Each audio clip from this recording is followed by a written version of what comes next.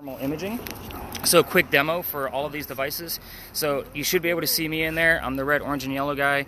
If you guys were a bridal party, I would be the hottest thing inside the picture. So, I know, great joke. The wife hates it, but it's good. It works. And last night was all females, but one guy, and I was like, sorry, Will. Like, I got to do it, man. Play to my strengths. But anyway, we are literally looking for cold spots with this guy. So again, the blue and black are the colder areas in the frame. We also have a blue dot bouncing around the frame, so that way we know exactly where the coldest spot is in the frame at that particular moment. It just kind of helps guide our eye when you're watching it. You will get this full video back. We are going to do a few starts and stops with this only because the hardware is great, the software sucks. So if we record for too long, we lose all footage. So this is a FLIR Pro 1, so this is used by firemen and mechanics to help fix your car, save people. You know, I went with the real deal on this guy. In real time as well, we also have a cheat sheet. So there is a bar on the right hand side that actually gives us the highest temperature and lowest temperature in real time. So that will be for the user only. So it will not show up in your video, but the blue dot will. Colin, I think I'm going to go with you on this guy, man. Well, here's the reason why. It also records audio. I kind of want to hear his commentary all night. The skeptic. He's a skeptic. So that might be pretty good. So you're going to keep this horizontal all night long. Okay. And you're going to keep the camera, which is the wire side, on your left. We're going to be using two different cameras tonight. I will warn camera people and cars do not like to be filmed. So again, when I say let's be discreet, you're casually going to be holding a cell phone, still recording. When I say let's stop the video, you're going to hit the red square and just kind of relax with it, kind of give it a break. But that one goes to you, man. It's perfect for you. That's a lot of responsibility right there. Yeah, this is the worst for him. That's good. Colin, how did you get that? Yeah, I the same thing. But that's good because he's a skeptic. He's not, no. Oh, the man showed up. You better hold it in your other hand. You hold it in my hand. It's just to the left. Neither do I. Oh. No, you gotta get the other hand. Hi, Leticia? Yes. It's okay. I had to get started, kind of keep things rolling. Okay. The last ones, you got the worst job. Good job. Okay. Yeah. We took a wrong turn. It's all right. It's all right. We got you now. So you kind of missed the intro, but in a nutshell, you're getting all of the recorded data back tomorrow morning. Okay. And I'm passing out devices now, and you've only missed one. So you're kind of right on track. Okay. All right. So next little demo for this guy. You should not be able to see me in that very small screen. So it should be pretty dark in there. We're going to turn on some lights. So obviously you can't see the lights with your own eyes, but I should be in a pinkish or purplish hue. We're working with infrared lighting here. This is full spectrum lighting. So there's two reasons for this. We are using this for, I mean, it's obviously light you can't see even though they're on. The hope here is that we'll be able to see something that isn't supposed to reflect light. So that's one thing. I mean, you guys are probably used to seeing night vision, right? And on your TV shows, we're not going to be using night vision because we're also going to be using lasers with this particular camera. So with this particular camera, I'm going to hand this one over to you. Okay. So I will show you a lot more about that camera as we kind of move along, but that one is not recording yet, only because the files for that are giant. So I kind of like to do the starts and stops with that as well. Okay. So I'll show you more about that as we move along. Yeah. So let me make sure I break this out next, just so that things are getting paired up properly. I'm scared.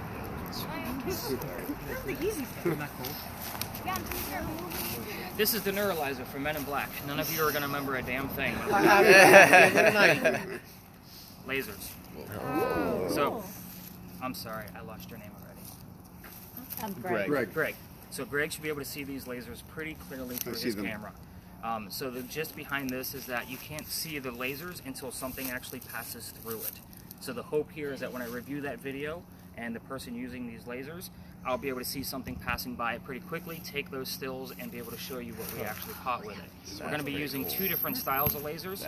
This one gives us red squares. It's the same principle, but once I have the still right here, I can take that still and put it in 3D software, and we can have a full 3D view of what we caught along with measurements. Wow. So lasers are not always an in-the-moment type thing, but when you work together with somebody, that way you can intermix to try out two different things. Lasers always stay on the ground. This one you have to hold the button. Okay. So that's on the side right there. Okay. And then this one has a toggle switch. You're going to take both of these.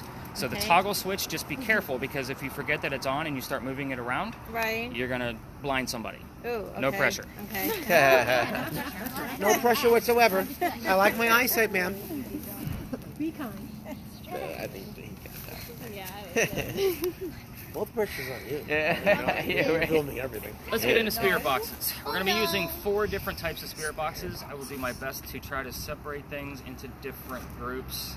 I think I'm going to have a whole separate job for you. So I think, you're going to have a nice, easy job. So spirit boxes, we're going to be putting 2 in one group, and then every other group will have 1 except for this one. So spirit boxes are a way for us to communicate with the dead. So this is going to sweep through the FM radio stations at a very quick rate. It's kind of like the white noise you hear on TV, right? And then the host will tell you what he thinks he heard in the middle of it. We're going to be doing that in real time. Mine are set up a little bit different. Mine are slowed down. I want the radio chatter to come through. I'm going to repeat that again because you're going to always ask me, what am I listening for? You're listening for the DJs, the song lyrics, and the commercials. If you can make out something that they're saying, it's a 50-50 shot that I could tie it to the location of where we are, a person in history I'm talking about, or even something going on with one of us. Happens all the time. This one is going to record the entire session for us without any outside noise, and it will also record at a nice even level, so whoever has it can play with the volume all that they want to. The person using this one will also have an earbud in their ear, so they'll be the only person to be able to hear it in real time, and I will review it for you in the morning, giving you about 15 to 20 other markers with backlinks to verify what we actually caught. I will also put in markers in there that might not make any sense to the location at all. It's just to help you learn how to listen to this type of recording.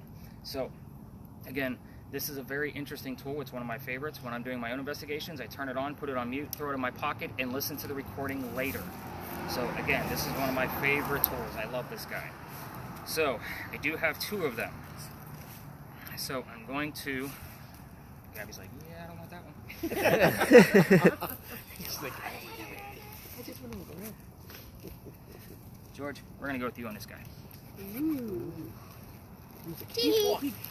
Yeah, you have the ears of a dog, Yeah. too. That's fantastic. Perfect. You hear everything. Did that on It's purpose. all on you. Yeah, Did that on purpose. I'm going to shut him up real quick. Okay, he called me stupid. So I usually ask you guys to come here early so I can get a feel for all of you because you're all characters to me as a writer. And so far, George has been the most talkative. Shut me right up. Shut me right up. I live with that. All right, you have one button to worry about. It's the volume button at the top. So it's a wheel, and you just have to take the little twist tie off the earbuds. Most people will leave just one in so they can hear me and the spirit box. Stupid pretty. Oh, great. I don't like this one. Love that. Yeah, just untied up. Aiden, was it? You're going to get one of these too. That one's Aiden's Spirit right? box? Yep. Good with that? Yours is not going to record, so I'm going to have to rely on you on what you're hearing in real time, and I'll have to write down your answers. So I'll set yours up too. Again, yours will not record. Nick, I'm going to ask you. Yeah. If we hear something, should I mention it to you? Yes. And a lot of times, with this many people and as many stories as we're going to have to try to get through, unless it's like super important, like right now, like kind of hold on to it until I say where we at with your list. He said you talk too much. So again, with yours, right here. Basically. Stupid pretty one. You're I pretty. do not want. Yeah. I don't have Hold on, lots of hang this on. side. I don't want the earbuds back. Earwax is gross. You guys can keep them. My vitamin bulb. So, all right. The next spirit box. I have 4. 4? 4 different styles of spirit boxes. All right. Taking care of you. You're gonna be just fine.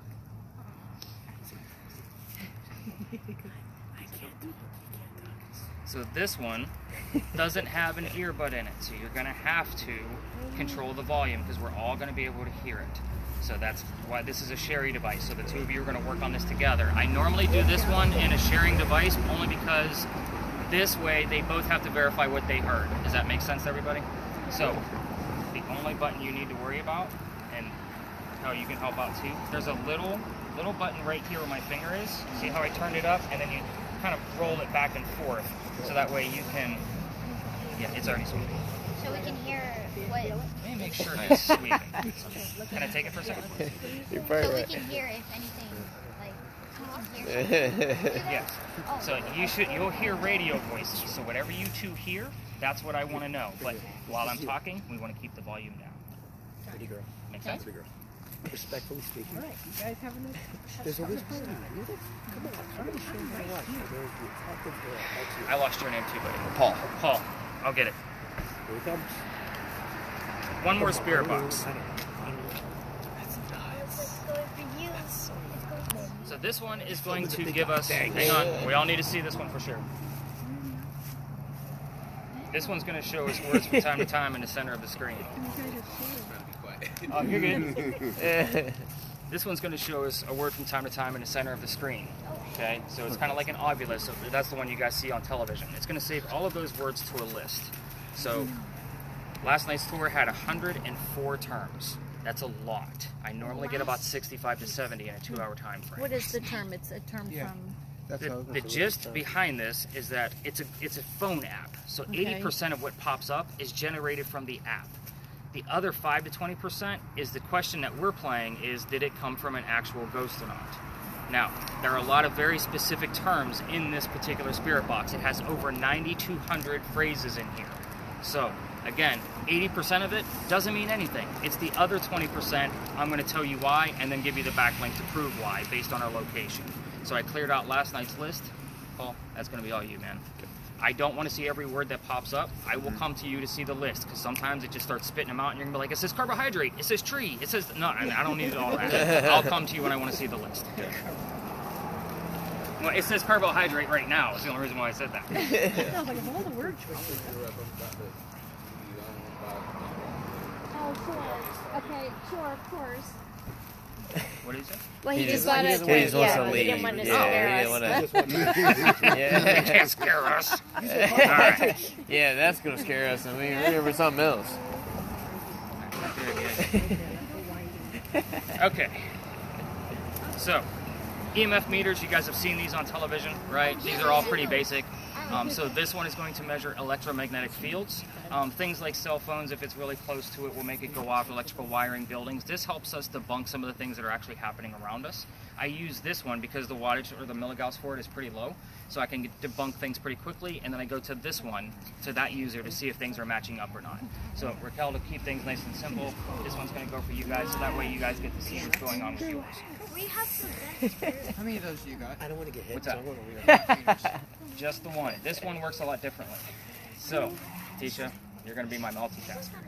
Okay. So, this one works a lot differently. You guys kind of, this one doesn't record, so this is where I have to like really record things based on what Tisha's finding. So what's going to go on with this one is it's going to give us readings at the very top number. Anything above 2.5 is the second green dot on this one, so I want to know what's going on. Anything above 2.5. The bottom number is ambient temperature that we're going to measure with the yellow probe. If Colin finds something on his camera, you and I will be able to debunk it or prove it pretty quickly. So again, it's just an in-the-moment thing. The last thing that it has is it has a REM pod, which is a motion meter. So if anything gets close to that antenna, it will go off. The closer it goes, the higher pitch it goes. So again, this is a really cool device. However, it can get very distracting for me as I'm talking, so we'll leave it off for now, and I'll show you more about it at the first location. For now, just focus on the big number. You can call me Nicole, too. Nicole? Okay, got it. All right. Nice, easy job for you. Yeah. Saved it. I haven't actually even had this thing out in a while. I don't even know how the batteries are in it or anything. So, you're going to be taking pictures for us.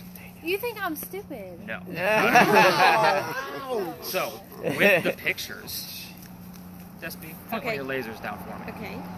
What I used to do with this particular camera before I realized what the full spectrum was capable of was I was taking pictures through the lasers all the time. Not to mention, you guys are all vacationers. You all want some really great spots, and we're going to see some reactions. And I don't think you're stupid, not at all. Because this is not an in-the-moment find where you're going to actually be scared if something does occur. This way, I have to review these photos, and if I find anything, obviously I'll count it as evidence, and you guys will all have these photographs. Is that fair? Yeah. Your photos are easy.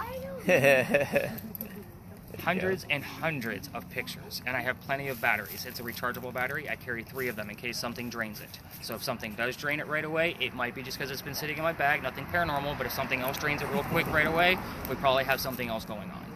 And don't throw the camera because you're scared. So. You could have said hold my bag. You didn't say hold my bag. Don't worry, Alyssa. I gotta have 2 hands for this. I mean, You guys made my bag very light, so thank you for that. Yeah, you really can. Yeah. All right, so let me take another gulp of water here. So there are going to be certain spaces, and there's a lot of us tonight. Like, this is one of my larger groups. Certain spaces tonight that I might say is a quiet zone based on where we are. So just kind of keep that in mind. I'll kind of do my best to rein us all in if we're getting a little rowdy again. I have a question. Yes, so ma'am. am I supposed to keep these on the whole time? Like No. both of them? Okay. When do I do So this? so with your particular lasers, Okay. again, well, let me do another quick little example. Okay. You do not want to cross the streams. I know, bad Ghostbusters joke, but it does work here. You're trying to create as big of a laser grid for the Gotcha. camera or either camera to pick up as possible. Okay, got it. So again, you don't need to keep these on all the time. Okay. But what I will tell you, there are certain spaces we cannot use them. Okay. So I'll say when lasers are actually safe. Lasers Okay. can get Nick in a lot of trouble. so. Okay. So don't I'm looking do for it until you black tell and me. You got it. Got it. So I'll always do like down the line where it's safe for Okay. certain things. Okay, so let's talk about why we started here. Big John's. Yes. So Big John's, this was named after a football player, Big John Kennedy. This was his place. He played for the 1947 New York Giants. So, oh, you actually knew that. Okay, so we'll see how much of the rest of the story you know. You're smarty pants. So, he used to sit in the back of the bar, and he used to tell the bartender if the cadets coming over from the Citadel, if they were old enough to drink or not. One night, 2 guys weren't old enough. He had the bartender throw them out. They come back the next night, and they try to steal the cash register from the front of the bar, this way. John gets up from the bar, goes over to the gentleman, and he starts beating the hell out of him, just pounding him right to the floor. A couple of gunshots go off. John gets hit in the neck, and a bullet lands in the wall. So, John, after being shot, gets up, goes back to the bar, and goes back to the bartender and tells him to get him another beer, get the 2 guys on the floor an ambulance. So what's the irony of the story? Nobody died in that story, so what's haunting the place? The bullet hole is allegedly still here. Even if the new renovation of the Big John's that we're now looking at filled in that hole, John's blood is still here. People that sit in the front of this bar tend to get a little queasy, nauseous, or headache.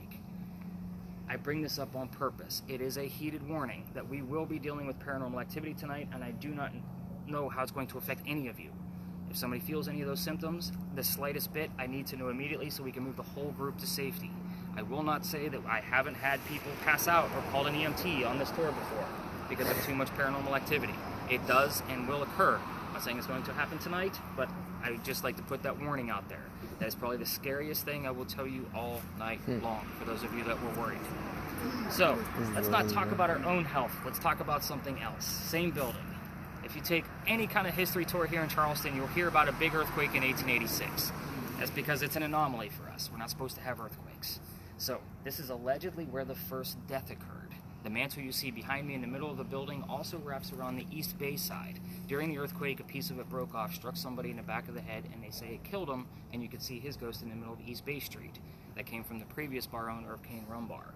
Now, I say all of this with allegedly and, apparently, because I don't have any actual proof that that actually occurred. It's just a great segue, so nobody's thinking about getting sick on the tour.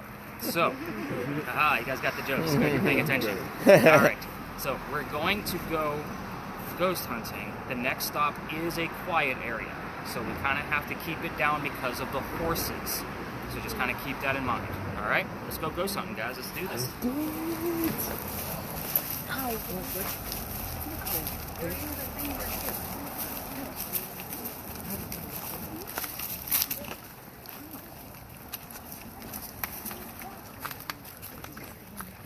I don't think it's recording though. Because look, it's stopped on 146. Should I ask him? It's not moving. Huh? Stop it and start it again. Should I? Yeah. Pretty sure. I don't know if I I'm should. usually wrong. Yeah, I don't know. Huh? You what? Okay, so we're already getting a reading on the K2 EMF meter, so it's been hitting about 15 milligauss. I have those colors memorized, so I can see, I know what they are in the dark. So Greg, you're not recording yet, so if you want to kind of relax with that, you can. Okay. There's going to be certain times where I'm saying, all right, cameras, relax. So those of you with cameras, we will be hitting spaces like this where there are cars. Again, you do not want to film anybody's car directly, and if somebody's going to their vehicle, you're simply going to go the other way and act casual. I don't like to run with 11 people. I'm the last one, so I have the back. So let's talk about where we are. This is the Big Red Barn. This is where we keep the horses for the carriage rides. In the summertime, you can smell them pretty prominently, but we're lucky tonight. So there's no glass in those windows. That's the only reason why I say this is kind of a quiet area. So we're going to be very careful. We're also not going to put any lasers on that building whatsoever because they will also spook the horses. So DESPI, you're the only one with lasers. So we're going to be very careful. Lasers can also set off car alarms. Again, no pressure. So let's talk about the one-line history I have of this place, because this is where I get to work with each one of you to show you more tactics about your device, and so that way you kind of know a little bit more about what you're doing. The one-line history is this is where we held horses that delivered milk and eggs to the residents of Charleston. That's it. That's all I got. 1860s and 1920s, roughly. So let's talk about spirit boxes, because all 4 of them are in play tonight. This is not television. This is not, is somebody here? And then we push somebody into a corner like Zach Bagans, right? So if somebody answers no, that means somebody's here, right? So we're going to stay away from yes or no questions all night long. Certain spaces, we're going to kind of treat your entire time with me, too, as a ghost hunting 101. We will progress into, you guys are going to really get to know your devices as we move along, but as we kind of continue, you're going to see me give you certain questions that you can ask. If you go rogue, I just need to know if you hear a direct answer and what that question was. So that way I can put it in your analysis. In this space, you will ask questions you already know the answers to, like what color is the big red barn, right? So we're obviously looking for the color red in auditory pieces and in Paul's word list over there. Keep in mind, the word red might not be in the vocabulary of your DJ song lyric commercial or even something they can grab from the word list. But heart, blood, fire truck, those 3 things are specifically red. What color is the big red barn? Heart. I would accept that as an acceptable answer. However, most of the night I'm going to require 2 pieces of evidence to kind of verify what's going on. For example, Paul has the word art on his word list. And George, you hear the number 40? Art Faircloth was number 40 on Big John's team. Do you see where I have to make those connections? A lot of these things tonight, I'm going to say I need a secondary clue that's a little vague. You're going to hear me say that a lot tonight. The word vague is going to be vague. But you never know what we're going to be able to find. So again, if it's something I feel might be close, I'll write it down and look through the data in the morning to see if I can match it up with a secondary clue. That secondary clue might be an EMF reading. It might be a cold spot we found. It could be anything else. It doesn't always have to be from a spirit box. I'm just giving you an example from the spirit boxes. So that thing is going nuts, straight up to 15. So spirit boxes, I do want you to kind of get used to your devices in here. So you definitely, if you have an auditory one, you can turn it up. The one that's open, you just have to be careful with it because the horses don't like the white noise. So you'll have to turn it up just enough so that way the 2 of you can hear it, and that way you can get used to what you're listening for. I'm going to work with the cameras first. And I work with them together so I can, because there's a lot more that goes along with that. So if you have a camera and or lasers, you can definitely stay with me here for a moment. Everybody else with a spirit box or an EMF reader, feel free to roam around. We're going to stay within the confines of this lot. We're not going to be here long and diving into football players and ponies. We need to get into much deeper history than this. So spirit boxes, go get used to your stuff. Cameras and lasers, stay with me. So everybody, I'm going to come to you right after the cameras to show you more about the motion meter, but I want you to find a hot spot or 2 where those numbers are actually going to move. So that way Aiden knows where he needs to stop and ask questions. I'm looking for anything above 54, right? Anything above, no, on the big numbers, 2.5. Okay, so cameras. Yeah. So with yours specifically, let's start with lasers first. Okay. So go ahead and point one of your lasers straight down at the ground. And again, you don't always have to, be arms straight out and be Frankenstein. Okay. You can be casual with it. Okay. But really, Greg, what you're looking to do here is you're, not looking to go straight at the ground. I'm looking for things in here. Got you. So you always want to be at that 3 to 5 foot range away, so that way you can get a better angle. Yes, I see it. Also looking for things in the darkness up here. So you kind of see where my hand is waving. It should be out of the darkness, out of that purple circle. Yes. I'm always looking for things that shouldn't be able to reflect light. You're going to capture a lot of bugs in there because this is Charleston, so they're going to zip on by. Okay. If I see any orbs, I'll be able to determine that based on its movement and size. So we have caught those in the past. Obviously with this camera, it's the only one that can do it because the one that this Aiden has, like hers is a little bit different. It's a little bit more of a different analysis to go through it. But with your moving camera, the orbs might move around. The red ones really show up nice through that camera, so just so you know, and these are fresh batteries in the green ones. So you'll find if you keep the green one on for too long, it'll start to flicker, and it just means it's getting too warm, you just give it a break. Okay, so I do one at a time, or I can do both, or what do you suggest? Whatever you're comfortable with. If you're comfortable with one at a time, do one at a time. Okay. Then just do one at a time. All right, and so, like, I do it all the time? Like, Not necessarily. Okay. This is a safe space as long as you're not on the cars or on the barn Okay. to set off. I mean, there's And only one he's vehicle here. going to be looking. He's going to be Okay. just filming. I'm not going to record with yours just yet until our next space, but I do want you Right, to so I'm come not get pushing the record button. Yeah, not yet. Got you. I want to point out with your camera, if somebody gets too close, you see how my I see hand that, reached yeah. out? This is a short range light. You can turn it off, and your long range will still be working for you. Okay. And it looks like we killed that battery. So I'll have to get you a new battery for certain. I'll do that Okay. as I'm telling the next story. I Sure. can swap things out really quickly. But you can see that once that guy's on, that's what we did. Okay. Which is really weird. I just changed it out. Huh. It normally lasts for about 2 weeks. I think that's been about like 4 tours. Wow. Wow. Huh. There's something going on. Possibly. Last night, the user on that one last night had a hard time keeping it recording. We only had about 8 minutes of footage total. Oh, Okay. wow, I normally okay. with this camera get about 40 minutes. Right. We kept losing the video because it kept locking up on it. So it Okay, also so- depends on the user, Okay. All right. just based on their vibe. Gotcha. It wasn't okay. like anything she was doing wrong. It was Right. just her. Just okay. Interesting. Okay. All right, so let me work with this. Kind of get used to like how Okay. that looks through there, because I am going to check in with everybody before we move on. Okay. Thermal imaging, 2 things. You're going to try to keep a person in view. We have a pretty large group tonight, so that's going to be easy to do. We're going to be the warmest things out here. Yep. Point your camera directly at the wall for me. Watch it bleed out. My hand's going to go into view, and the wall should turn blue. Yep. So the reason for that is because we're going to be 97 to 99. Yeah, the hotter. So that way we could see the variation of color. Okay. The other piece that you're going to be looking for, that blue dot will automatically default to the sky if it's in view. So try your best to keep the sky out. It's going to be impossible in some places, Yep. but the sky doesn't have a surface. Right. So it just makes it difficult for me to be able to see where the coldest spot is.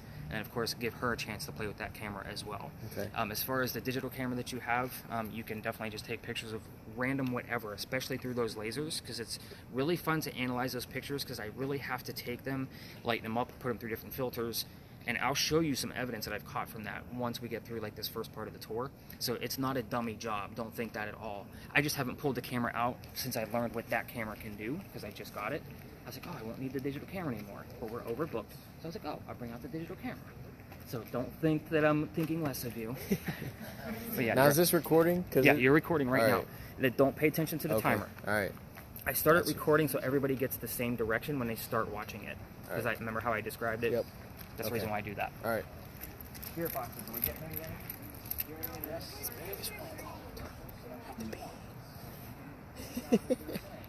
It's recorded. You got volume? You can hear it?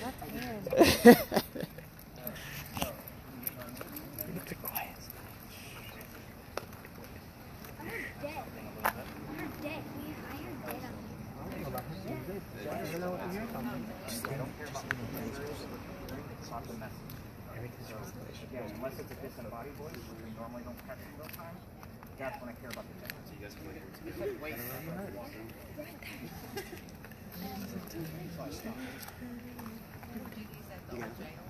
Yeah. See, take a picture.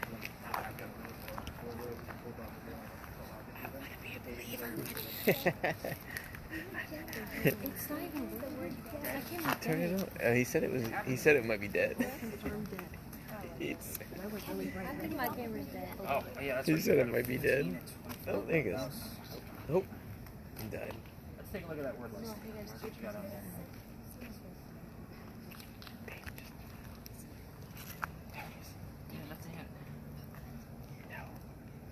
Every once in a while we get something with hockey around here, and there used to be a hockey jersey hanging in this one building over here, and I could never find any kind of relation of why it was actually hanging there, because that's somebody's house.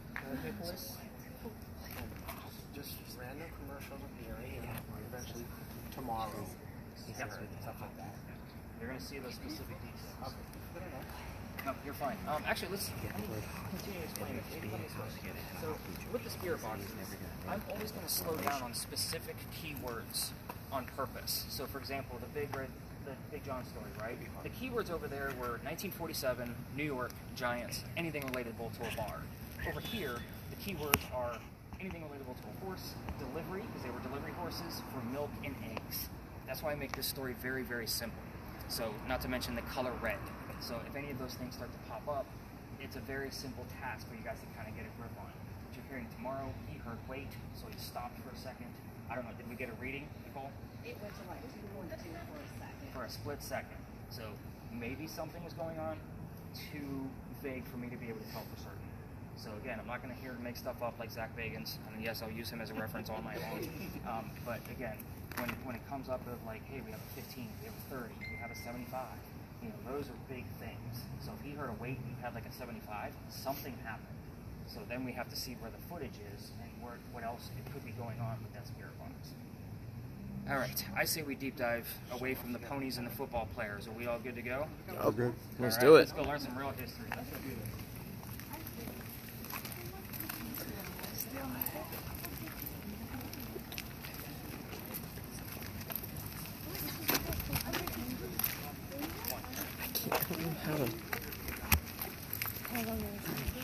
Yeah.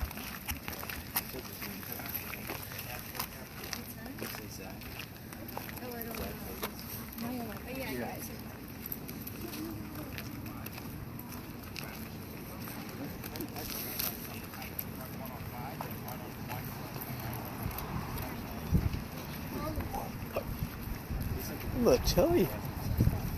Oh.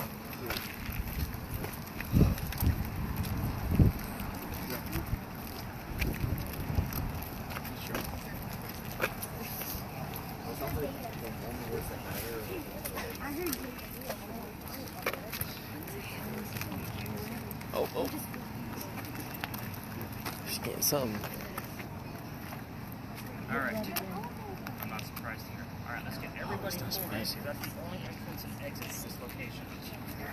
Okay, so let's get that turned down. We haven't worked on your REM pod yet, so we're going to work on that, and I'm going to change out the battery on that particular camera as I'm telling you. Yeah. So I'll go ahead and take that from you in just a second. Battery out, so we'll do a quick flip. So welcome to another beautiful site of Charleston, everybody. Another parking lot. This place used to be something. This used to be the Charles and Eliza Pinckney Mansion. It sat in the front of this lot and faced the street broadside. And we're going to talk a little bit about architecture as we kind of move along. But anyway, Eliza's garden was lined up with Five Church Restaurant over there. And then we are standing in the servant and slave quarters for the home. So, who the heck were Eliza and Charles? Can we get that thing turned down a little bit more? Eliza and Charles had a son named Charles, and they had a nephew named Charles. That's 3 different Charleses, in case you lost track. So, oh yeah, much better. So, definitely leave the top click on all the time. Okay. So, 3 Charleses, in case you lost count. The son and the nephew were signers of the Constitution for South Carolina, but you guys are all on vacation, and nobody wants to talk about politics, including me. So, first off, spirit boxes, I'm not going to be giving you questions like what color is George Washington's white horse, like what we did over there with the big red barn. You're going to get the answers from your spirit boxes. Eliza and Charles got married when Eliza was pretty young, according to today's standards, not the colonial times that she came from. So kind of keep that in mind when you're asking how old she was when she got married. The reason I bring this up is because Charles was over double her age when they got married. So keep that in mind. So it's not like 12 and 25, it's different than that. So, her father, over in England, thought he was dying, wanted to see all of his children one last time. She didn't believe he was dying. She stayed put. This is 1744. She did not marry Charles out of citizenship or a green card. She did marry him out of love. And even after Charles died, because remember he's over double her age at the time of marriage, she remained a widow. So this was a true love story. Now, Dad didn't die right away. So Eliza was right. Dad starts sending gifts to this space. One of those gifts happened to be the plant indigo. You guys have been in town for at least a few hours. You've seen the word indigo somewhere, I promise. Indigo is a plant that makes blue dye that makes our blue jeans blue. That's how we use it today. So, she didn't know how to keep it going, and obviously not so warm temperatures all the time. She had to learn from her Gullah slaves how to keep it going. Once she experimented with it, she moved it to their plantation in Mount Pleasant, just north of here. She calls her dad and says, hey, the rice plantations are going downhill. We can make a killing with this indigo. He gives her some contacts, and now we have an international businesswoman in colonial times. For you history buffs, you know that that's something absolutely uncommon. So, that's the basis of Eliza Pinckney. Let's get into the weird stuff, because that's why you guys are here. Eliza was the second wife named Eliza for Charles. We're now dealing with 3 different Charleses and 2 different Elizas. Ironically, both Eliza wives had a maiden name that started with the letter L. So that's the only clue I'm going to give you on that if you want to find out which Eliza we're talking to. You can ask what happened to the mansion. It's obviously not here anymore. You can, as far as that tragedy goes, because yes, it was a tragedy, you can then ask what year that happened, and hopefully we get a specific year. Notice that these are not yes and no questions. These are very specific. Eliza's children, I told you she had at least one. Charles, right? Signer of the Constitution. There's more. I'm not going to tell you how many or what their names are. That's your job with the spirit boxes. However, do not poke the bear with the children. There is a tragedy among those children that if we start poking the bear a little too hard, all activity will stop, including the little bit of readings we've seen so far on the K2. Everything drops down to 0, and it's pretty much the way the rest of your night's going to go. So don't poke the bear. I will tell you what happened before we leave. Eliza's death, you can ask anything you want to. She's pretty open about it. We're in her space. How old were you when you died? What did you die from? Where are you buried? And what U.S. president was a pallbearer at your funeral? Again, notice how specific these questions are. These are questions that the tourism office didn't say, hey, Nick, you have to tell your people to ask these questions. The tourism office barely knows what I do out here. This is stuff that I actually learned in the field from the tours that I keep adding and adding and adding because it's very relevant to what we're doing out here. So, again, with spirit boxes, we're not gonna go in between vehicles. So kind of keep that in mind. Those of you with cameras, you know the rules with cars. We can definitely get yours recording now if you'd like. We want to make sure it's going to be up and running. So your battery's changed. Any words come up on yours, Paul? Since we've been here? Enable Japanese elements. Which is weird, because normally when I have any kind of diverse group, I usually get somebody's nationality. Just for an example, You had Zachary. You kept mentioning Zach. Yeah, this is Zachary. That is funny. Zach is haunting us, everybody. For example, I actually had somebody that I didn't ask what their nationality was, but the very last term that came up on their word list was Muslim. And I was like, well, I don't know if that's relevant to anybody. And the young lady said, yoo-hoo, over here. And I was like, that always happens. So, again, take that for what it's worth. Again, I don't make stuff up for you guys, and if something's too vague, I'm going to let you know. But you definitely should be following these two young ladies with their EMF meter, so you know where the hot spots are. As far as the lasers go, nice slow movements. Okay. Keep it off of cars. And again, if you just want to do one at a time, I'm totally fine with that. So that way you're not going to set off any alarms. And remember to keep them on the ground. And you're still recording. Yours is going. You're still going on the right side. Lots and lots of pictures in here. I've caught shadow pictures in here, like shadow people. Never know. And again, I still want to show you some evidence of things that I found. Turn up your spirit box a little bit. Again, a little bit louder than what you did over there, just so you guys can all hear it.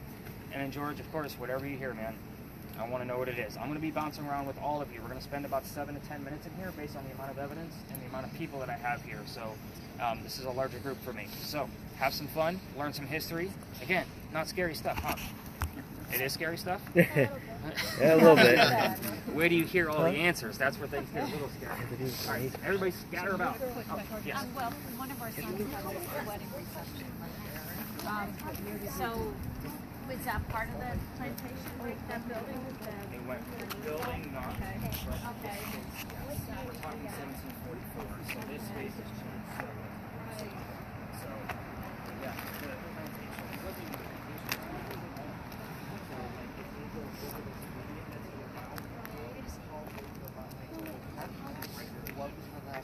I've looked at this flat of land for this, I don't know how many times. Right, just to see. Get a feel for where everything was. Right. But yeah, good call. I mean, that's Okay. you know exactly where you're at. No, that's her. All right, we're in the cold out. What year did you die? What do you got? Do you know what your sister I'm just reading that picture.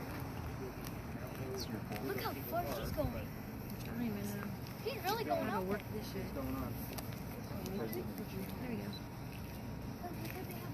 It's really cold. How did you die? That's curious. I want to see what else comes up with it. So, See? and it's almost like a first point in front of you, like you're talking to me right now.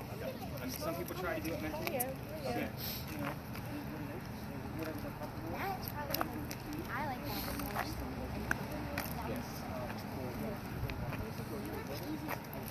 Her car. You're supposed to do it in lasers. Yes, you are.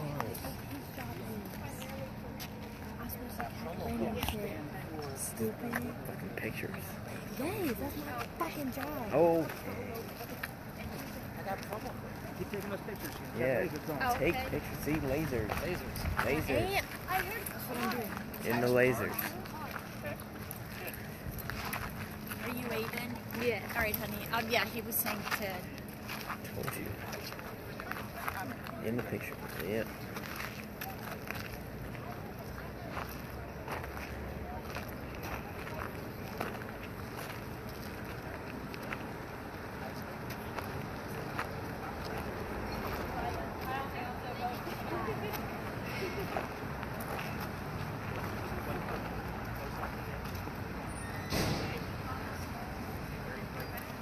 I heard blood.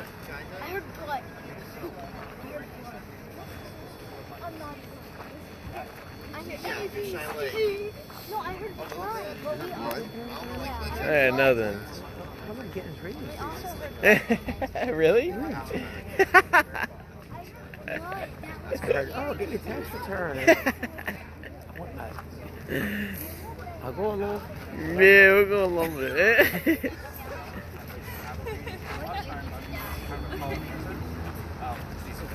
I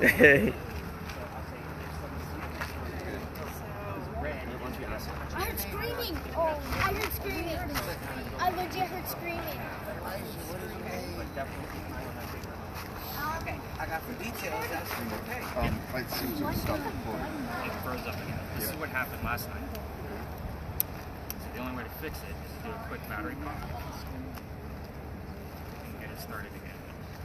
So I had to do this like 10 times last night. I was just telling DESPI, like, I only had 8 minutes of film that came out of this last night.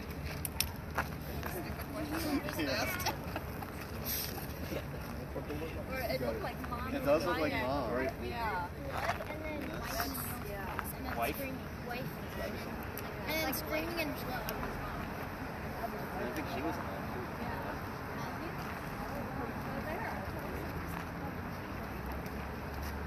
Yeah, you guys are definitely going to keep me busy tonight, that's for sure.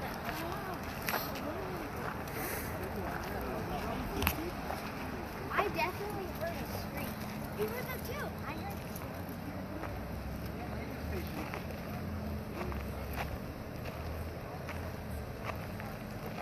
I heard car crash. I heard car crash. Why did I hear car crash? It's probably just like a radio. I heard car.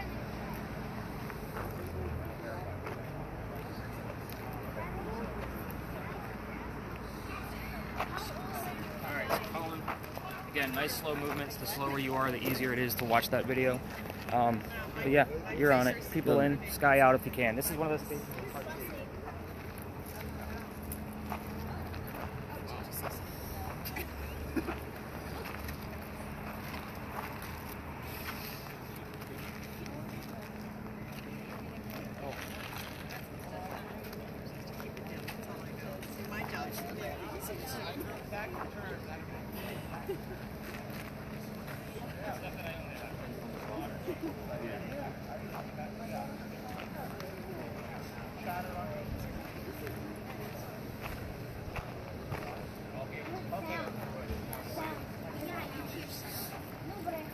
But now, let me ask you, is there something specific? I mean, I know you think you're very vague. You can do anything, but I mean, I'm hearing. They just have to how many children have the word many.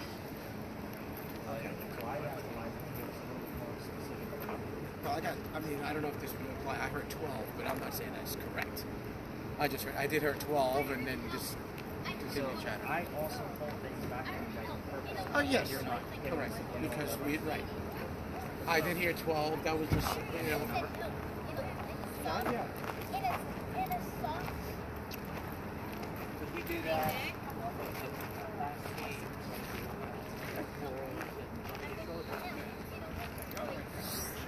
Man, what do you got?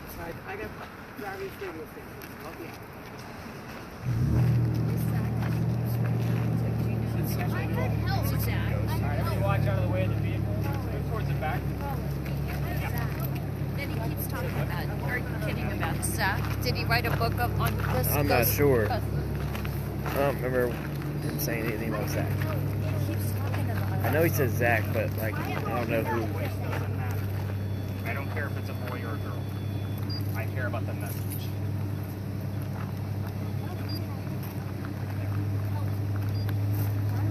It's like a soft helmet.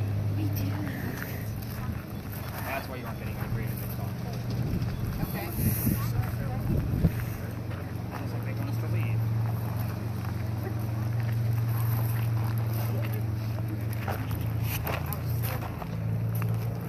Wait, the dots look different.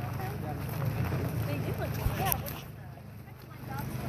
So the tip of that turns. You want to try and keep as many dots as possible because that just means more lasers. How More did panels. you die? So do the bars indicate fluctuations as well? It's all part of the aesthetic of the app. Remember the app is there to print. Over there. Okay. Things is almost like a college party game. Okay. So it makes noises and growls. So I turn that off. It's a bad idea to drink before this. Look at the beat. We're gonna have to tell him like stop somewhere.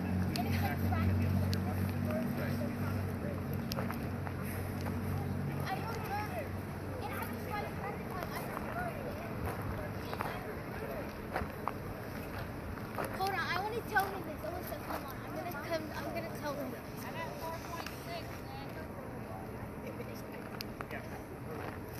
That's why he did it. He's like, he's too fast. I'll fly.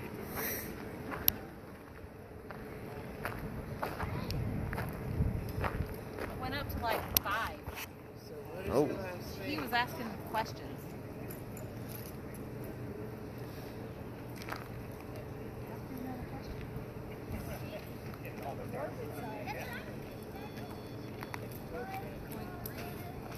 Okay, go ahead and reset that just to make sure it's not you.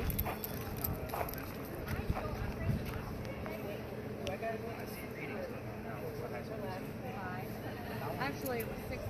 There it is. 5.9.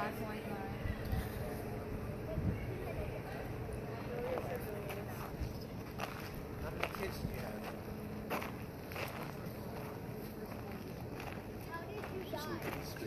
Yeah, so how did you die? Should I try the red laser? Maybe I should try the other one. I'm frozen. Yeah, I was gonna say, what's the...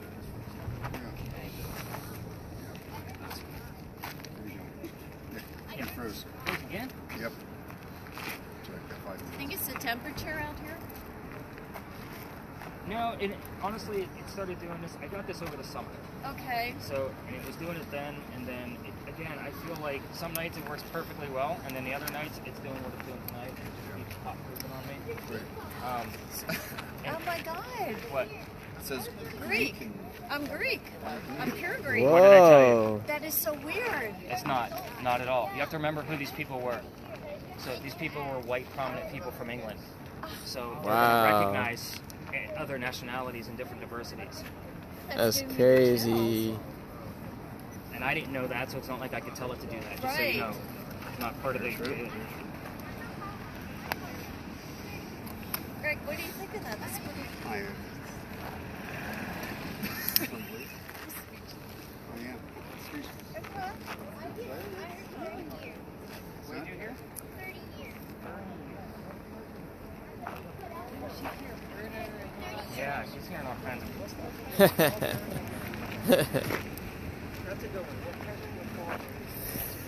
What else did she hear? Murder and What death type of and voice Blood? is it? Is Blood? it like a man? She Is had it a murder, what, is blood. it a Nice. female voice? What, like is it voice or So as more far as what robotic she's hearing, sounding? no, it doesn't Okay. matter. Like she's listening to radio stations. Okay. So the DJs and song lyrics that are creeping in with their little tiny words, like, Right. it's sweeping all the stations really fast.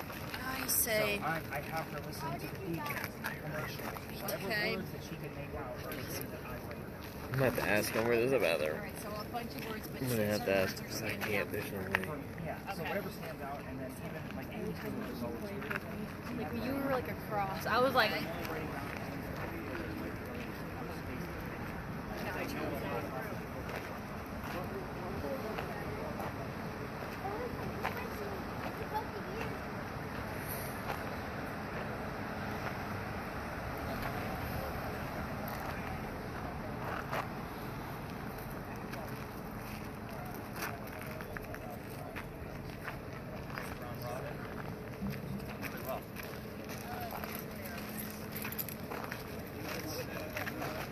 Well, that one is.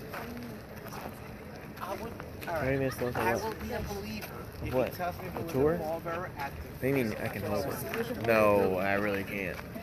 Not for 30. What do you think? See that person like on the top floor on the right? Oh. What is Why I that? don't like. Oh my gosh. Oh my god. Colin, I don't like that. Ow. We're all gonna move to the back. So, Lots of sugar. It's not a person. It's just. I think it's like a jacket. Yeah. What Something. just happened? I think no. I think something's going on with their car. I don't know. This is the place to do it. Yo,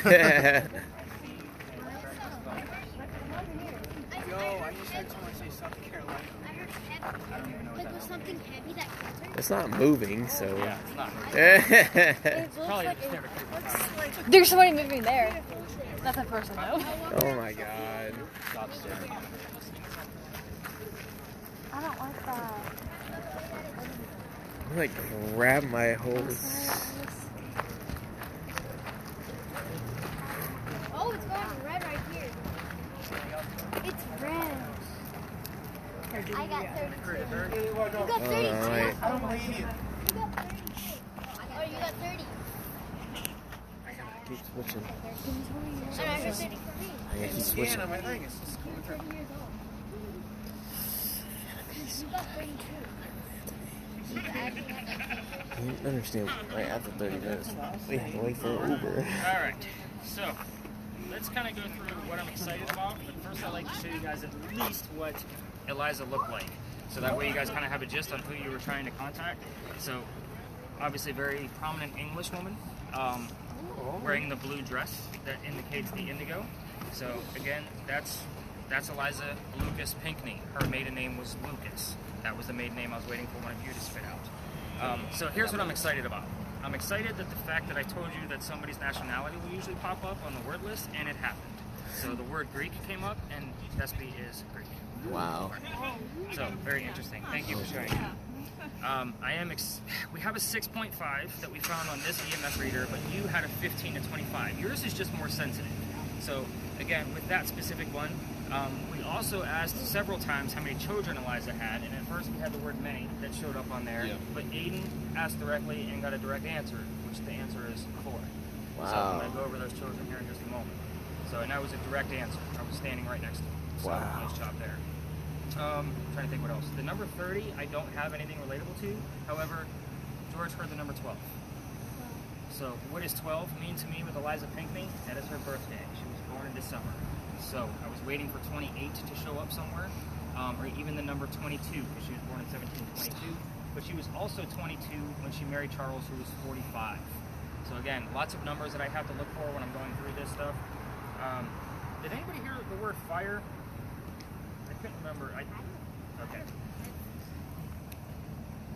I'm just waiting for fire to pop up. That's almost a given when we're here. This is where you're standing right now. This is the only photograph. Oh, look at that. I killed the tablet. This is the only photograph we have of the Pinckney Mansion, which was after the fire hit it in 1861. So, this is where you're standing right now. The house stood broad facing East Bay Street. This is the back of the house, basically where we're standing now, kind of that outlook. But again, every tour is going to talk about a great fire of whatever year it happened in. This is the Great Fire of 1861. Here's what happened. Up the street, we have a grocery store called Harris Teeter. Some homeless people were trying to stay warm. It got out of hand. It came down here, did this to the mansion, then literally went to the other side of the peninsula. This was a giant fire. So, again, this is 1861, almost 70 years after Eliza's death. So let me give you the answers to all of the other questions, and it'll all make sense. So, Eliza was 70 years old when she died. That's a long time to be living during colonial times, which means she died in 1793. She died from breast cancer that we know of. Breast cancer, we didn't even know what it was in 1793. We're going based off of her medical records. She was going to Philadelphia for treatments for whatever they thought she had. That's where she died. That's where she's buried. We're getting her hauntings here, 400 miles away. I hope that answers the question of why we don't actually walk through cemeteries on the Stories in the Cemetery tour. Cemeteries usually don't give you much activity, at least in the sense of what we're working with tonight. So again, Charleston is one giant cemetery anyway. As much death and famine and everything else that we've had here, according to Gabby, murder, death, kill, all the things that she's been hearing tonight. So that's one of the reasons why I don't actually take you to cemeteries. Let's see, the pallbearer. She died in 1793. Any history buffs that might know the president that acted as the pallbearer? Going once, twice. George Washington, at his own request, wanted to be a pallbearer and honor her based on what she did to help get the colony started.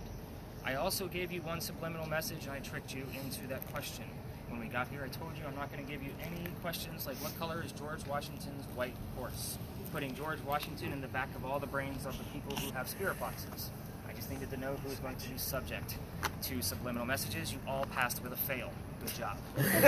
So, let's see, the children, let's get into them. So there's 4 of them that I told you about. Charles, the first one, center of the Constitution. Then we have Thomas. So this is where we had a changed prison, right? This is where I thought this was going to go. So Thomas fought in a Revolutionary War battle called the Battle of Camden, just south of here. He got shot in the left leg, and he was captured by the British. So that's where I was thinking the changed prison piece might come in, see if his name was going to pop up. After he got, obviously released from his capture, it left him on a cane the rest of his days. So Thomas being that specific son. Here's the tragedy that I told you not to ask about. There was an infant that did not make it. His name was George. We don't know exactly how old George was, but his death certificate has the same month and year and the birth and death moment. Here's the weird and uncanny thing. First off, being that old, he wouldn't have been old enough to have been baptized. So it's a possibility that he was baptized and then he was mummified and kept here in the home waiting for mom to pass away so that way he could be buried with his mother. Keep in mind where mom is buried, Philadelphia. They would have transported that mummified child all the way to Philly to be buried with mom.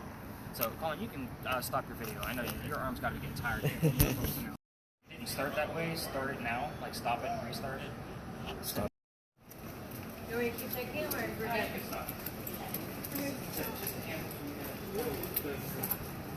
I got one.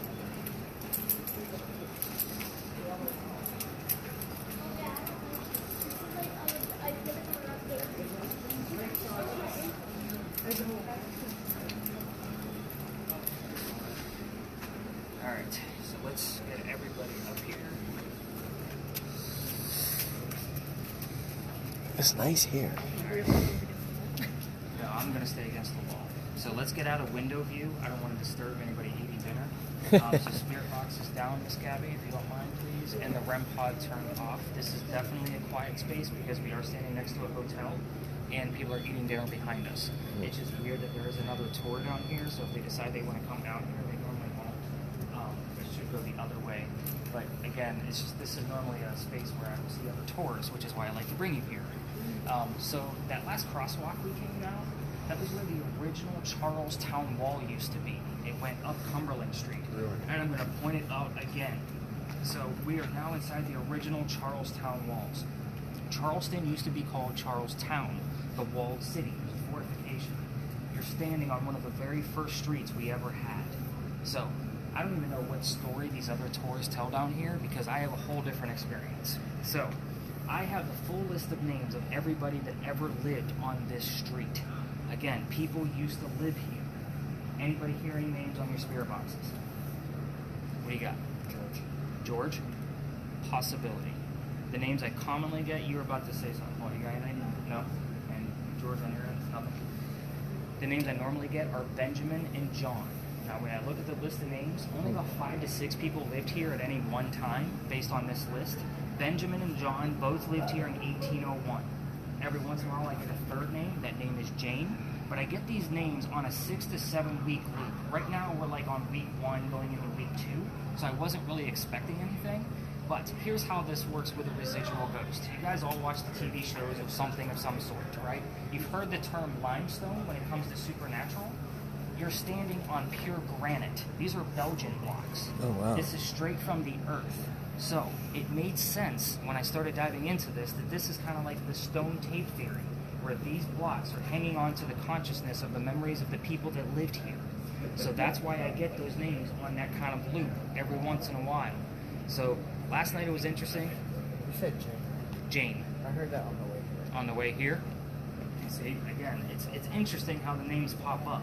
And I don't have anything very interesting about 1801 in Lodge Alley.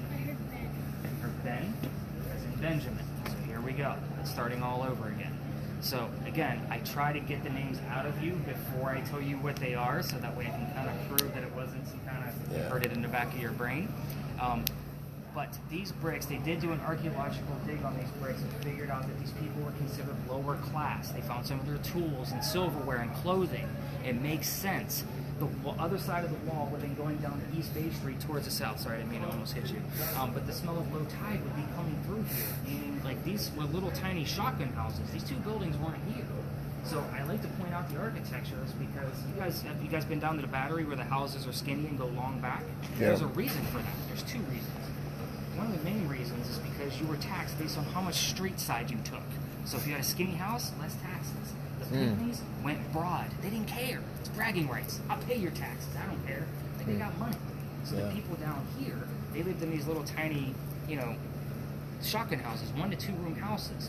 The other reason those houses are skinny long is we have that piazzas, right? You guys have heard that term here in Charleston with the door on the front porch? That's to keep the smell of low tide from coming into the house. You open up the second story window and it air conditions the whole house from the breeze from the water. So that's the whole point of why those houses are set up the way they are. But again, these houses, I like to point out, they didn't have much. I'm standing on somebody's stoop right now, and my neighbor's right there. That's how close they were. This was close proximity. Before people lived here, the Freemasons had their Masonic lodge here, hence the name Lodge Alley. We will also get terms wrapped around the Freemasons. Obviously the word Freemason, Mason, brick, but I've also heard the term Illuminati several times. And I have to chuckle every time I hear it because really, we're going with the conspiracy theories here.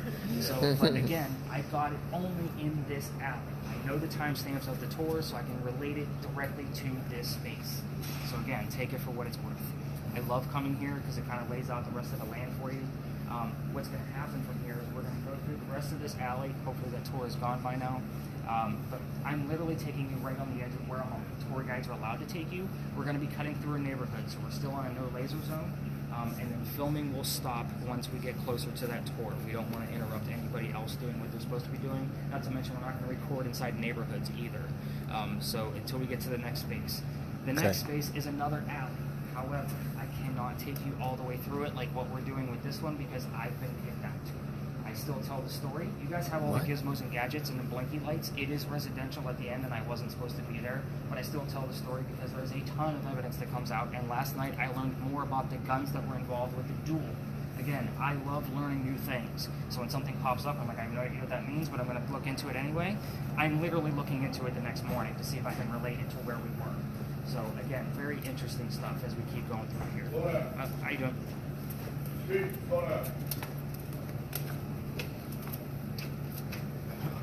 Yeah. Hey Nick, he raced out of here. Record on. Ooh, you just keep tapping all kinds of buttons. I'm sorry, I was trying to shut it off in the back. It was noisy. So it's easy to hear me, right?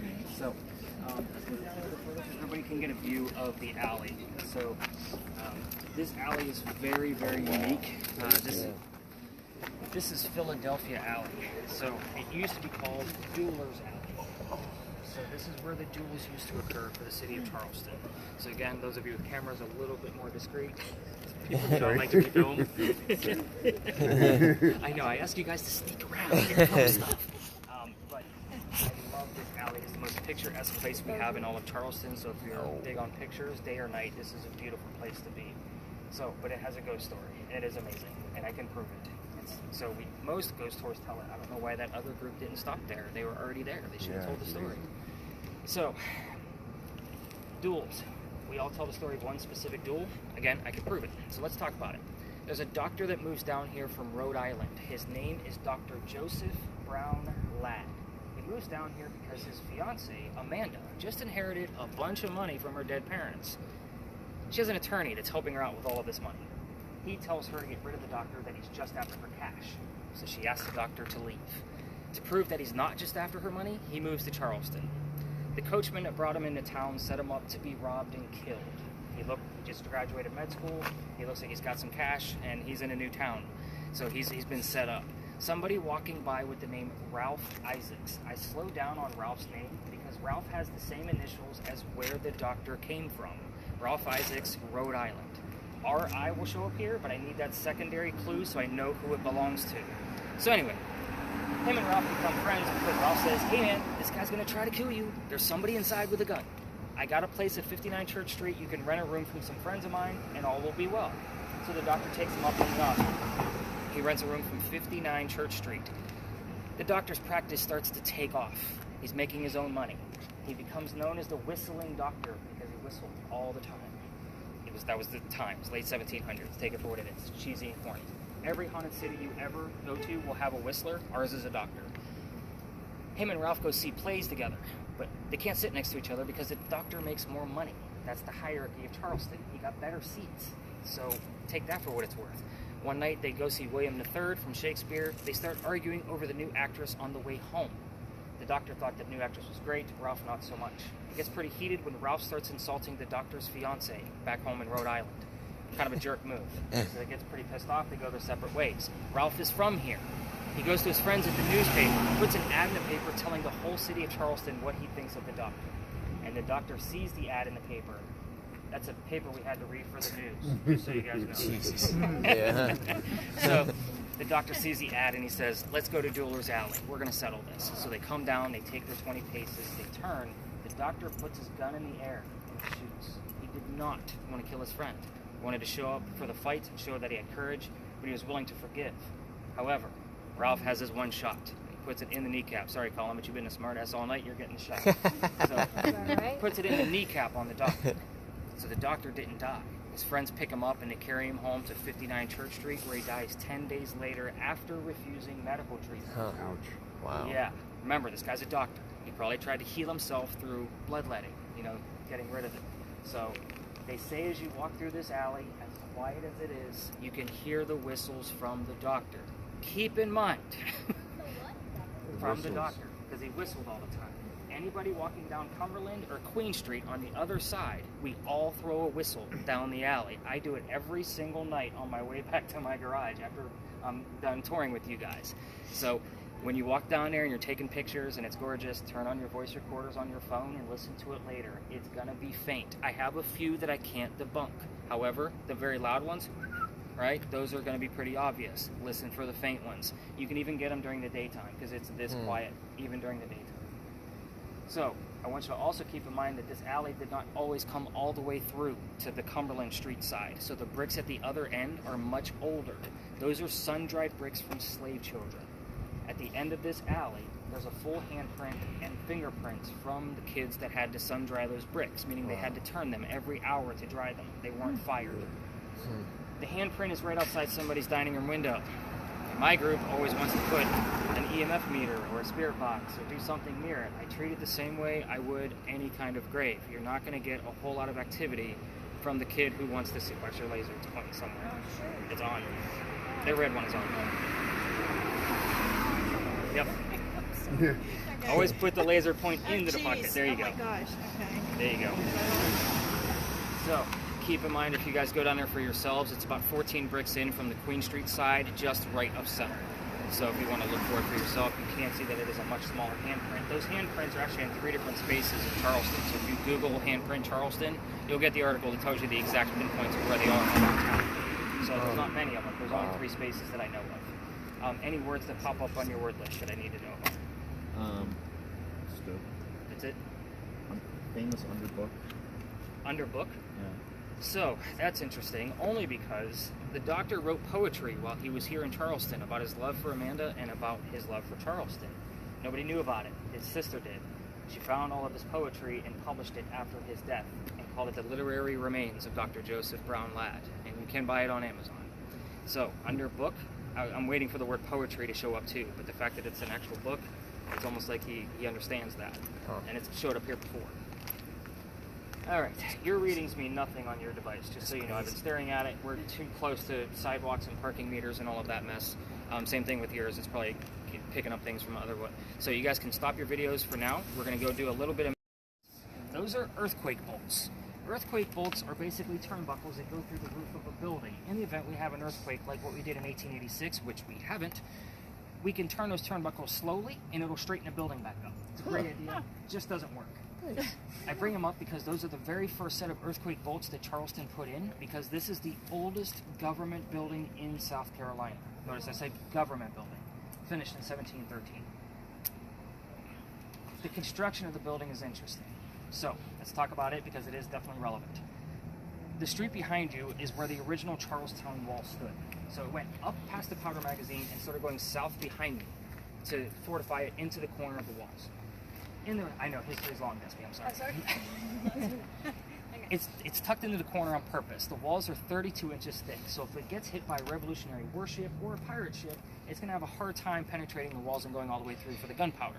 But let's say that it does and blows up the gunpowder. There's sand in the roof from like 1710, 1712 era that's supposed to go up in the air with the explosion and fall to put out the fire from the gunpowder. It's another great idea that doesn't work. So we had another powder magazine closer to the battery. It did get hit based on our geography. You know, it's much skinnier down there. And sand went in the air and the building burned to the ground. It no longer exists. This one has just never been hit, although it did serve in 7 different wars, including the Civil War. That was its last service. It is a museum now, so if you need to get out of the cold or the heat, depending on what time of year you're here, it's a quick $5 and a quick, nice 30-minute tour where you get to learn about all the artillery that's inside. So not that I'm a sponsor for them, but it's one of my favorite places in Charleston. So we're here because this is what I call a familiar. Just like you would use a toy when you're trying to work with a child ghost, we're here because this is from the same time era as when Anne Bonny was here. So let's get into this story. Well, I should first point out, the story begins in the middle of its construction. 1703 to 1713 was the construction, 10 years for a small government building. Does that sound like our government? It sure does. But 1708 is when Anne Cormac moves here from Ireland with her father and his mistress. The mistress is her mother. Are you guys all with me so far? Okay. 3 of them are getting away from his wife. So put all that story together for you. They get here, they land in Georgetown, that's just north of here, between here and Myrtle Beach. Dad buys a plantation, Mom dies pretty quickly. That means he has to send young Anne down here to sell anything from the plantation. The building's familiar, that's why we're here. So, I want to also point out that Anne back home in Ireland was kind of a badass. They say she killed one of her servants with a knife to the belly when she was probably younger than you. So, yeah, she was hardcore. We're going to fast forward to past when this building was done because now we know why we're here. 1715 is when pirates are coming through town, and Anne is like 15, 16 years old at the time. She's pretty stoked because she falls in love pretty quickly with a man named James Bonny. Dad doesn't approve because he's a filthy pirate. They run away to Jamaica, they get married. Anne Cormac becomes Anne Bonny, your most famous female pirate of the Golden Age. Now, this is not Captain Jack Sparrow, the guy that she wanted, the swashbuckling pirate that has his own ship. This guy's a privateer, which means he's a spy for the British. He's reporting back to them. He's a coward in her eyes. A few years later, she falls in love again. We're on guy number 2. See how I gotta keep it PG-13? Guy number 2 is John Rackham, a.k.a. Calico Jack. He is the Captain Jack Sparrow type character that she wanted, and he has his own ship. She wants to be part of it, but girls curse pirate ships. You can't put a girl on the crew. He makes a deal with her. If you dress like the guys and hide your gender, you can be part of the crew, and you're going to be a female in my quarters. That's how it goes. He's the captain. She's okay with this because back home in Ireland, Dad used to hide her as a boy to keep her away from his wife. She's like, whatever, I'm a pirate, let's go. Let's put 2 and 2 together. Being a female in the quarters, she's eventually going to get pregnant. Can't have a pregnant pirate dude on the crew, right? Somebody's going to figure it out. So he drops her off in Cuba. Go have the baby, come back, we'll figure it out later. So she goes and has the baby, she comes back with no baby. We have no idea what happened to the kid. She's also dressed like a girl. She doesn't care anymore about hiding her gender. This makes Jack pretty mad. He just captured a pirate crew down below deck, and Anne's going to go flirting, because that's what Anne does. Guy number 3. The guy she's flirting with turns out to be a female dressed like a guy to be part of the pirate crew that Calico Jack just captured. So now we have 2 females doing the exact same thing on the same ship. This young lady's name is Mary Reed. Mary is convinced to become part of the crew, and her and Anne become best buds, possibly lovers. Nobody will ever know. The British find out where they are. They send their entire fleets to come down and take out one pirate ship. Anne and Mary are the only 2 not drunk to come up and fight with their 1-bullet muskets. Yeah, to defend the whole ship against a bunch of other ships. Obviously, they're going to get taken. As they're being arrested, Anne looks at Jack, and she says, you should have fought like a man instead of going down like a dog. Yeah, pretty hardcore. Fight hard. So, the judge, his name is Nicholas Laws. I know I talked about Nicholas Trot. This is another Nicholas. There's plenty of Nicholases around here, including me. So, Nicholas Laws wants to see the two men that fought back by themselves. So, he hangs and tries Calico Jack and all them men, but the two ladies go in front because he wants to see the brave men that fought back. They reveal their gender. He doesn't care that they're female. He's still going to hang them because they're still pirates. So, they say, we plead our bellies, meaning they're both claiming to be pregnant. You cannot hang a pregnant woman at 1720. By the way, this is the November 28, 1720 trial. You can't do it. So he says, fine, we're going to delay your hanging, send them both back to jail. So, Dad is still here in Charleston with his Irish money. He bails out Anne, brings her back home. She remarries, guy number 4, has 4 children, and dies at the age of 84. Very abrupt, right? Mary Reed died a year later from whatever pirates died from in a Jamaican jail. That was 1721. Use your imagination. I'm sure it was scurvious and bumpy and gross and whatever else you can think of. 2 things I left out that you can get started with, because you all know how to ask questions and use your spirit boxes at this point. The name of Calico Jack's ship. You can find that out. The name of Anne Bonny's parents. That's the father and the mistress. So find out what their names are. Everything else is fair game. Ask whatever you want to. I don't care. It's your like, you know what you're doing at this point. You've been with me for 2 hours. I told you at the beginning of this tour that people have passed out from this tour. I always tell this part because this just happened back in September-ish, roughly. I bring my group back here, and I'm about to tell the story, and the young man next to me goes white as a ghost, pun intended, and I pick him up by his armpit and carry him over to that wall. He's not feeling very good. I send his boyfriend over to go get him a bottle of water. He brings the water back. He's feeling better. I tell the story. So they didn't know the story yet. I send everybody out with their devices to go have fun. They stop me. We have to tell you something, Nick. What's up?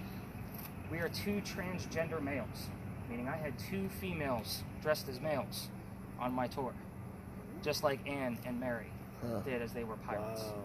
So take that for what it's worth. Again, I have never seen anything more relevant to the story than that, what I just told you. In this space, this is not a high EMF area, so if you have an EMF reader, if you find a spike, I'll be super impressed if you get anything. The closer you get to those bushes, the more you're going to pick up the parking meters, just so you don't get too excited. Your camera likes to go a little wonky in here. Let's see what happens. Lots and lots of pictures. If you have a camera, any type of camera, and you want to go to the front of the building for the front lawn, by all means, do so. The only thing that I ask is that you do not interrupt the other tours. If somebody is stopped there, simply hold back. They're always going to try to pitch you that whatever you're doing is not real and they have the real deal. Who cares? We already know why you've been here and what kind of fun you guys have been having. Have some fun with it. Spirit boxes, loud and proud, see what you can do. Lasers, if you're going to go into the front, where you at? So if you're going to go in the front with the cameras, you can. Just make sure that your lasers do not go past the front line. Those are apartments. So if you go too high with the lasers, you're going to be shining in somebody's living room. Okay, yeah. Well, I instead of accidentally, I've always tried to keep them down. Yeah, keep it down on the ground. Yep. Okay. So when you guys go to the front, the gate's not open for the front line, but you can go up to it and film for a few minutes and see if anything actually occurs. Which gate? Where's the front lawn? What are you referring So to? if you go out this exit Okay. right here and make a left, Oh, to you're that looking at that building? little Oh, good. building right there. I'm going to be hanging out over there by that wall, and then I'll gather us all up in about 5 to 8 minutes, like what we did at the Pinckney Mansion site. You guys can tell me everything you found, and we'll wrap this party up. Go have some fun. You guys know what you're doing. Let's do this. What you got? You put this on AM? You want AM?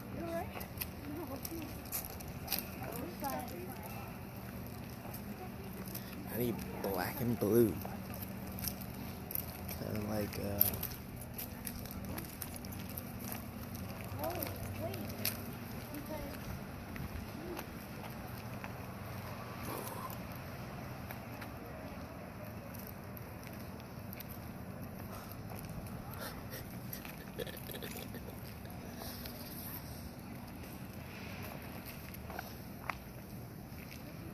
Because get out of here. You know he sends this to everybody, right? After the tour. Hear about how we had to go to the bathroom.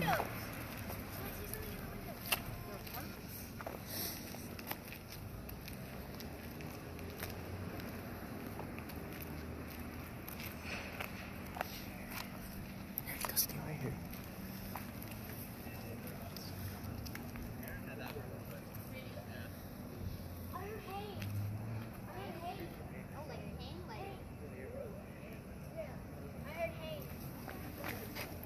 I don't see anything. Yeah.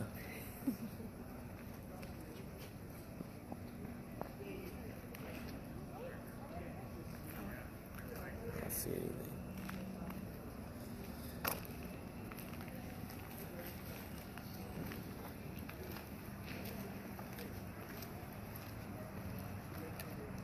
Subtle, slow movements. Everything's red.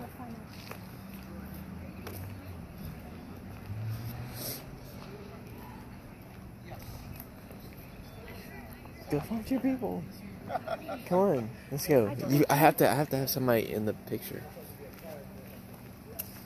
or else it doesn't work.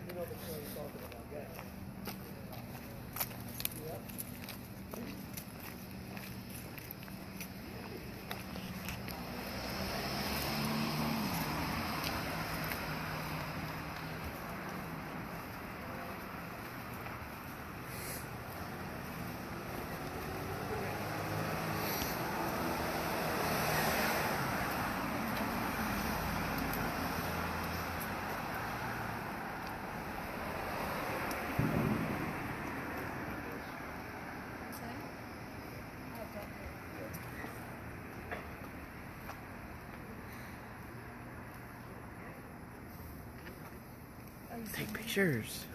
You're right there. Take pictures. Sorry, I just crawl all over town. Oh, they got the lights I on. heard a hand. Normally it's dark over here, so you can see the lasers. You doing some good starts and stops on that, Greg? Is that right? I am running it since I walked up there. Nice. Okay.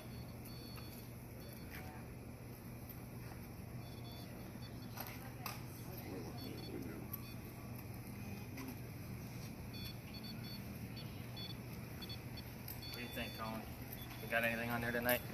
Nothing. Well, the screen is small too, so take that for example. You know, when I hand it over to you guys, it's on YouTube, so you can watch it however you want to. Okay. And sometimes, if it's really good stuff, I pull the family in and put it on the TV. You know, in the big 50, I'm like, yeah, let's check this out.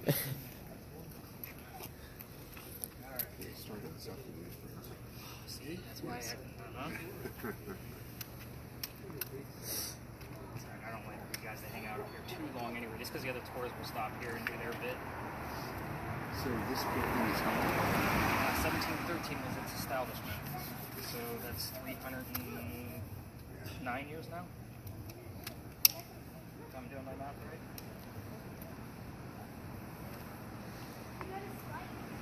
Those are buildings. Yeah, so the building behind it, like, actually, let's take a look at it here. Let's go around, I want to show everybody something.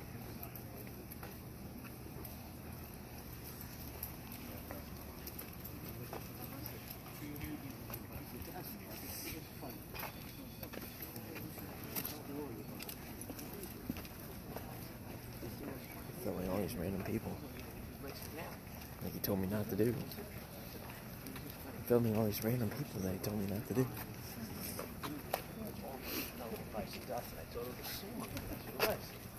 But it was not like the song was.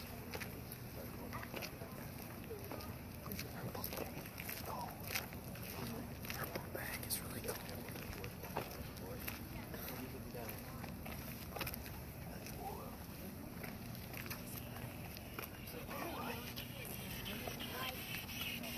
Greg gets up here, this is more for him, but I thought it'd be interesting for everybody to see it.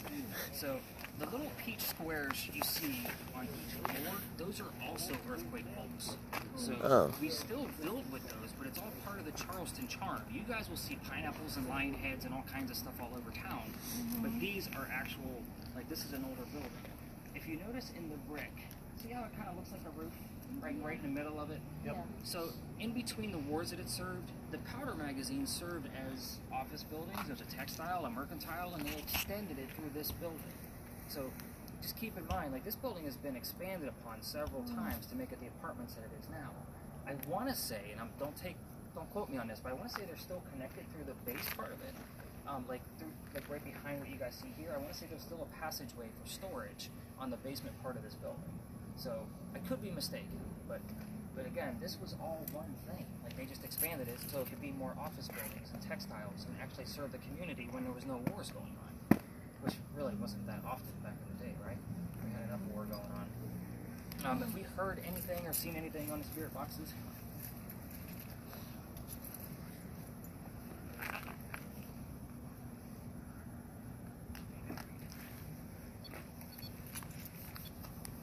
Married in hell, pretty close to each other. That's funny. What is it? Burn in hell? It said married in hell right next to each other. It's pretty close. Have you heard anything since we got here? On AM? George, have you heard anything? No, I did not hear it. Okay. All right, so I say we get this party wrapped up since not much is going on. I'm going to get you guys the answers to those 2 little questions and show you what Ann Bonnie looked like so you guys have that gist. And some of you are freezing to death, so let's get you guys out of the pool. Let's go over this way.